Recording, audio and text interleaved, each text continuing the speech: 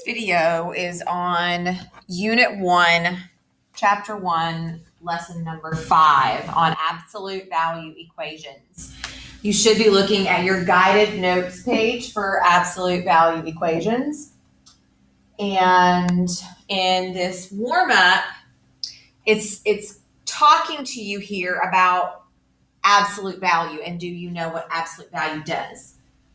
And now question number 1, it says, if the absolute value of x is equal to 7, what are the possible values of x? And most of you are probably thinking, well, the absolute value of 7 is 7. But the absolute value of negative 7 is also 7. The absolute value of 7 is 7. The absolute value of negative 7 is also 7. So what are the possible values of x? Positive and a negative 7 will be the correct answer to that question. Remember, the absolute value takes the result of what's inside those absolute value marks and makes it positive. The technical definition of absolute value is the distance from 0. For question number 2, it says if the absolute value of x is equal to negative 4, what are the possible values of x? This one's a tricky question. Nothing can be the answer here. The possible values of x, there are none. There are no answers to that question because x cannot be negative 4 away from 0 on the number line.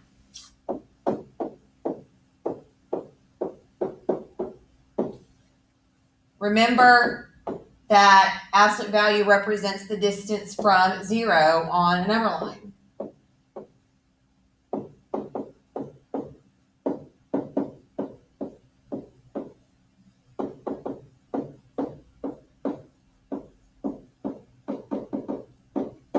So moral of that story is the absolute value can never be negative. We have absolute value equation steps here. So the steps to solve absolute value equations are, first, isolate the absolute value expression, which means get the absolute value by itself. Second, create two cases, set the inside equal to both the positive and negative values of the number on the opposite side of the equal sign. 3, solve both equations. And then step 4 is check for extraneous solutions. Now, extraneous solutions may be a vocabulary word that you are not familiar with. What are extraneous solutions? Extraneous solutions are solutions that do not work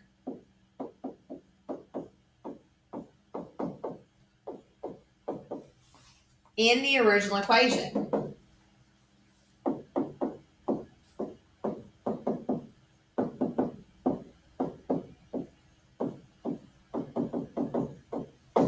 So they are created. They are answers that in the process of solving these problems, they're created. So we have to figure out which ones are real answers and which ones are extraneous. The directions here for these examples say to solve each equation, be sure to check for extraneous solutions. Example number 3 says the absolute value of x minus 9 is equal to 5. The absolute step number 1, if you go back to the steps, says to isolate the absolute value expression, which means get the absolute value expression by itself. It's already by itself. So the second step says to create two cases. You're going to set the inside, which is x minus 9, equal to both the positive and the negative. So now we're going to take that x minus 9 and set it equal to a negative 5. And that's how you solve absolute value equations. You have to set up two separate equations. And the reason for that is because as you saw up in the warm-up, the absolute value can be two different answers. Yeah, the number on the inside can actually be a positive or a negative. We're going to solve this. We're going to add the 9. And x is going to be equal to 5 plus 9 is 14. And then add 9 again for your second equation. And we get x is equal to 4. Now, to check both of those, again, you're going to substitute that back into the original equation. So we're going to substitute the 14 into the original problem and check, does it equal 5? Well, 14 minus 9 is 5, and the absolute value of 5 is 5. So that checks out. Substitute the 4 in. The absolute value of 4 minus 9, well, 4 minus 9 is negative 5. And the absolute value of negative 5 is still 5. So that one also checks out, which means my two solutions are 4 and 14.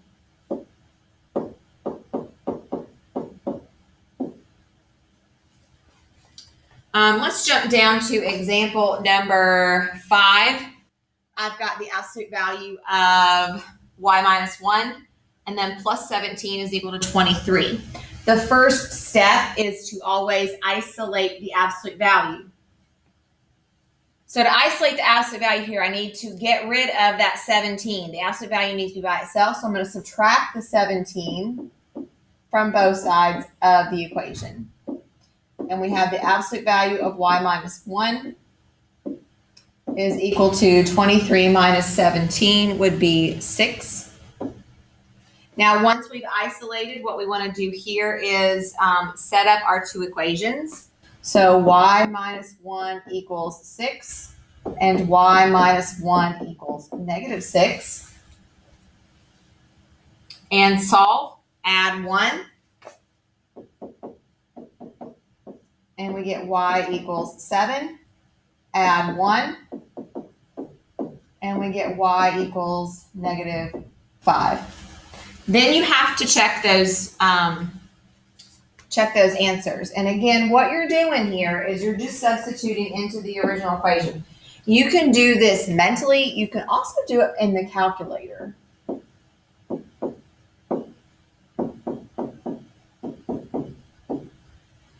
Substituting these in. Again, we're checking. So let me show you how to do it in the calculator. Alpha window is absolute value, number 1. So I'm just going to hit enter. And our first answer was 7. So I'm at 7 minus 1 plus 17. Now this should be equal to 23, and it is, which is good. I'm going to do that again to check to make sure that negative 5 is a solution. So alpha window.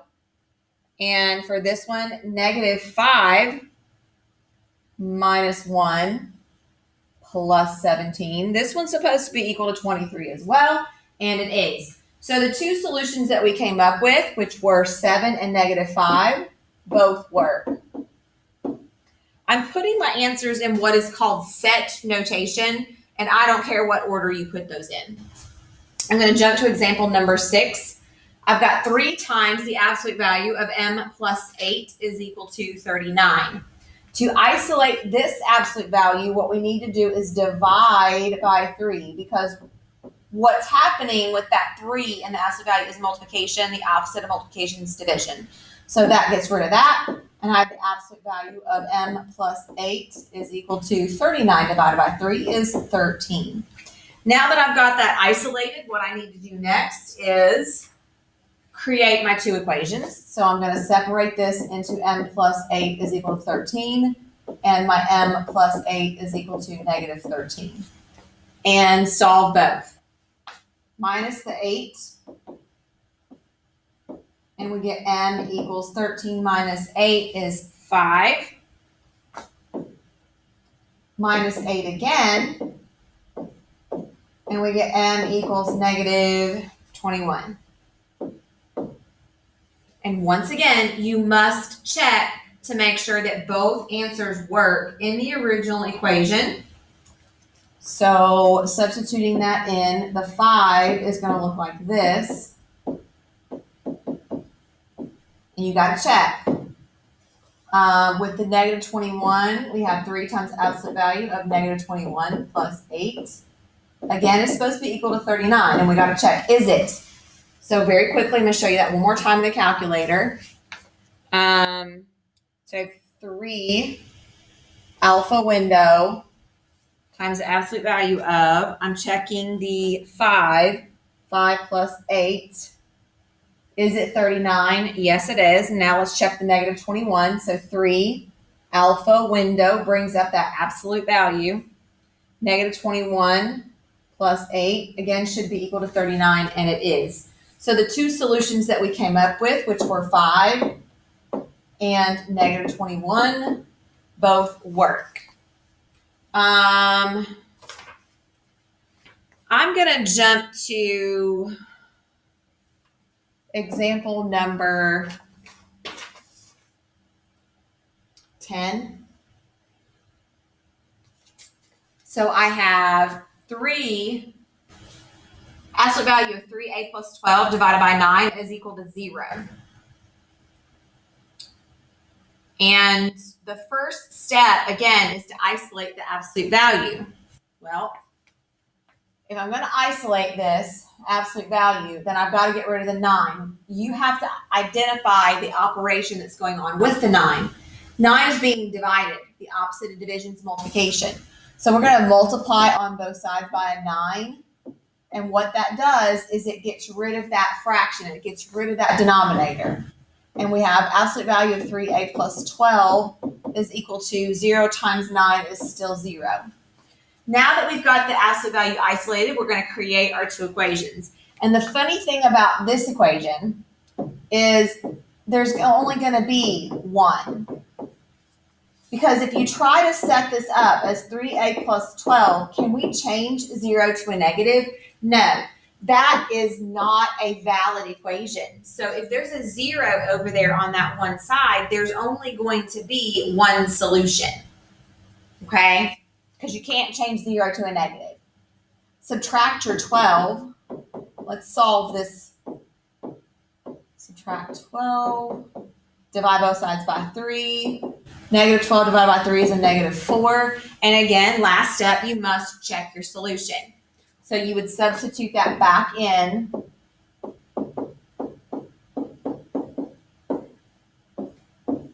And it's supposed to equal 0. I can tell you for time's sake that it does check out. And negative 4 is our solution to number 10. There's only the one solution. Let's look at example number 11. Number 11. 9 minus 4 times the absolute value of c plus 10 is equal to negative 15. Now, outside of your absolute value is a negative 4 and a 9. And we've got to get rid of both of those. Order matters here.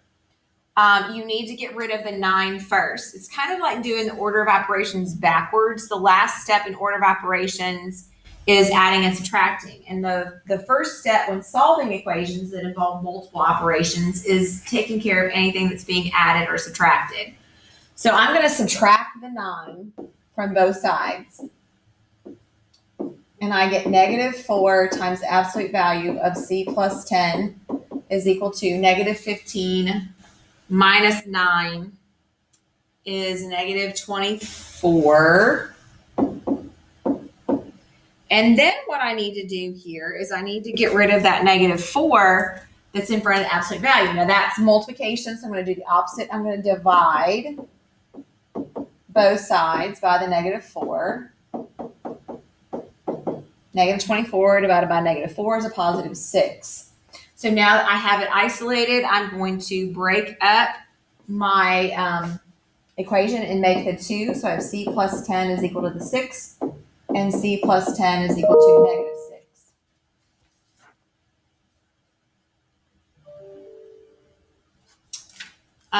6. Subtract your 10.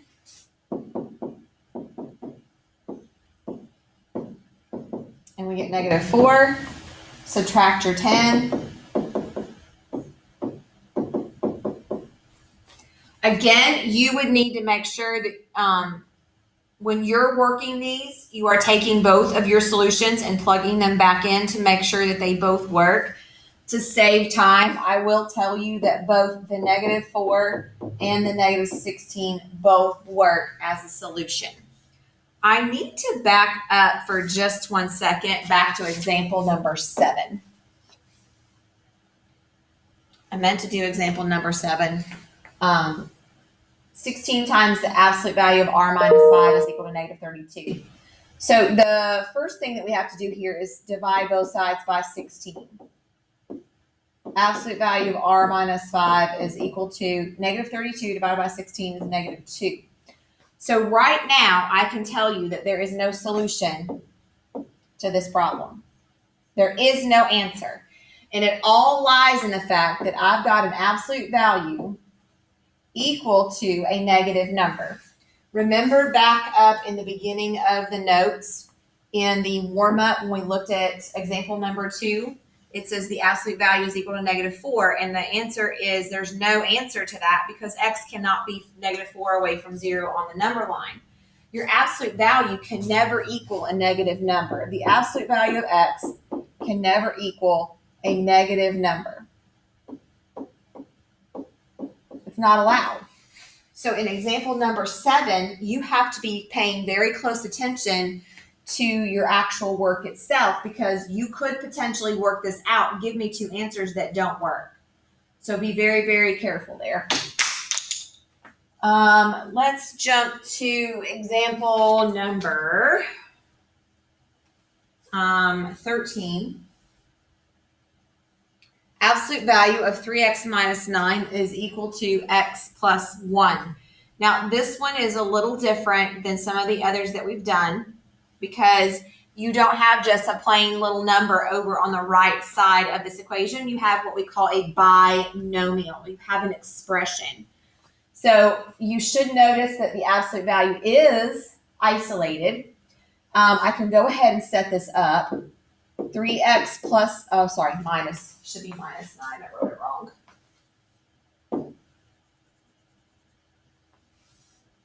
So 3x minus 9 equals x plus 1. So it looks just like it does originally. It's when you go to write the second one, you're going to change the sign on both the x and the 1. So it's the opposite of x plus 1, which is negative x minus 1. Okay? Now we're going to solve. I'm going to subtract my x to solve this. I'm going to add the 9. And I'm going to divide both sides by 2, and I get x equals 5. That's one potential answer. Remember, it is a potential answer. And then on the second equation, I'm going to add the x. 3x plus x is 4x. And that's a negative 1. I'm going to add the 9. And I get 4x equals 8. Divide by 4, x equals 2. Again, you must be checking these answers. The only reason I'm not checking the answers in this video is to save time, to keep the video short. I can tell you that both solutions will work. If you're checking, they should both work. All right, let's look at example number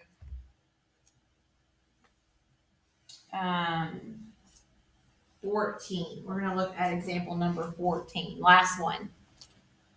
I've got 2 times the absolute value of h plus 8 is equal to 14h. What we want to do here is isolate first. So we're going to divide both sides by 2. And we get absolute value of h plus 8 is equal to 7h. From here, again, now that you've got the absolute value isolated, we need to change to, or make our 2 equations. So h plus 8 is equal to 7h.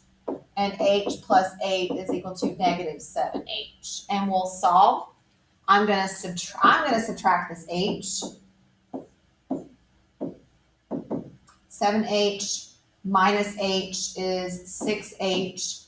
When we divide by 6, it's not going to go evenly. 8 6 is going to become 4/3. And I'm going to show you how to check that in the calculator. And then for the other equation, I'm going to subtract the h again.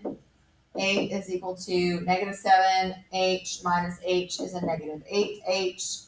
Divide both sides by negative 8, and we get h equals negative 1. So let me show you real quick how to check that 4/3. So the original equation said 2 times the absolute value, so alpha window, h plus 8. So I have 4/3. I'm going to do alpha y equal to pull in a fraction plus 8. Oops. 4/3 plus 8. And that's my left side. Now I got to do the right side. I got to take 14 times that fraction of 4/3. So with this one, I'm having to do a lot more work to check my answer. So 4/3 works. What you notice here is when I substituted the 4/3 into the left side, and when I substitute into the right side, my result was exactly the same, which means 4/3 is a solution. But what we need to do at this point is check that -1.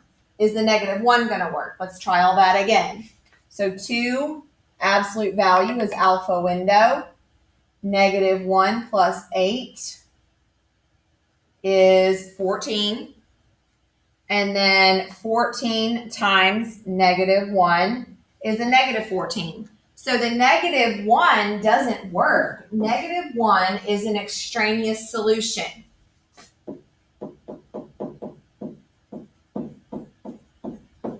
So because it's an extraneous solution, it cannot be part of your solution set.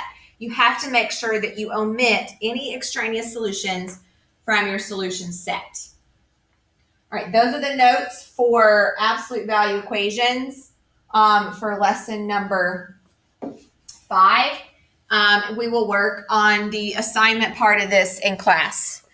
Let me know if you have any questions.